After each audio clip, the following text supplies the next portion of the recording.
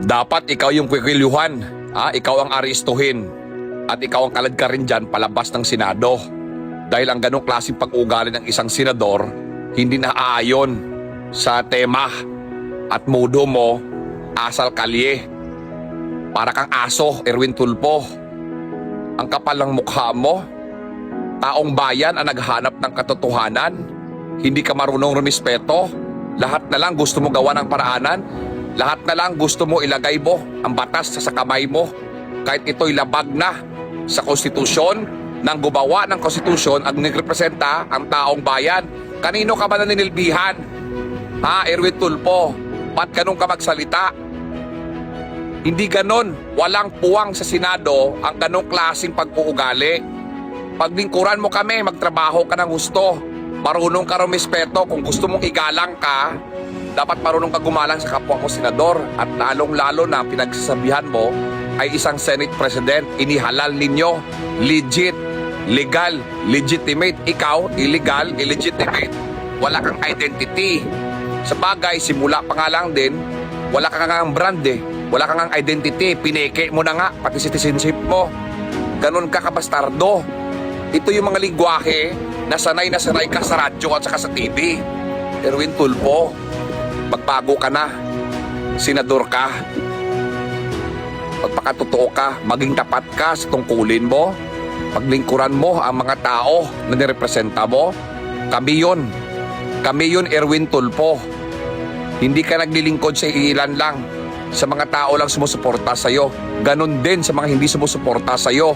Yun ang tunay na diwa ng demokrasya. Yun ang tunay na naglilingkod sa bayan. Sabi nga ni Pinoy, kami ang boss mo.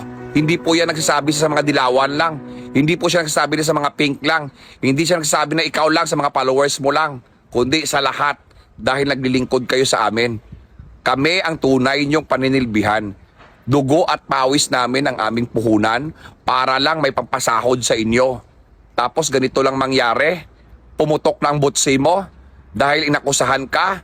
Sabi nga namin, i-challenge mo, I challenge you na mismo harapin mo sila sa tunay, sa legal, sa legitimate na Blue Ribbon Committee na inihalal, iniluklok ninyo ng majority. Nasa konstitusyon, nasa Senate rules, legal. Ikaw, wala ka, illegal lahat. So paano mo ma-establish ngayon? Paano mo, dinadaan mo na lang sa galit-galitan, darag-daragan na lang, kasi yun ang kaparaanan nyo. Kailanman, Erwin, ito ng advice ko. Hindi mananaig ang kadiliman, kasakiman, kasamaan sa katotohanan. Bakit ganun ang majority? Bakit si Senate President Alan Peter Cayetano ganun magsalita? Si Senate Pro Tempore Loren Legarda ganun magsalita? Kasi panig sila sa katotohanan. Hawak nila ang katotohanan. Senator Marcoleta at ang majority. Bakit hindi nyo matibag-tibag ngayon? Kasi alam mo sa sarili mo, Erwin, na illegal kayo. Nire-recognize pa rin ninyo na legitimate pa rin ang Senate Presidency ni Alan Peter Cayetano. At kami, nanilbihan sa taong bayan, kami dapat ang inyong pagsilbihan, hindi yung iilan. Nakakahiya ka. Balang araw dapat ang taong bayan ang kumuyog sa iyo palabas dyan sa Senado. Temporary lang yan. Yung posisyon mo. Pinahiram lang namin sa iyo. Pinagkatiwala lang namin sa iyo. Tapos ito pang balik mo? Magsiga-sigaan ka dyan? Para kang si Ping Lacson? May mga asal kalye kayo? May pananalita kayong bigwasan? Yung ba yan? Dinadala sa dardaragan? Palibasa, wala kayong alam no? Dinadala na lang sa ganon, galit-galitan. Pero pag-usapang debate, diskusyon, tahimik kayo. Parang nabubusala ng bibig nyo, bunganga nyo. Pero usapang ganito, galit-galitan kasi bakit? Nabubuking. Ay challenge nyo, kasuhan mo. Naka-under oath po yan. Perjury, kung ano pa.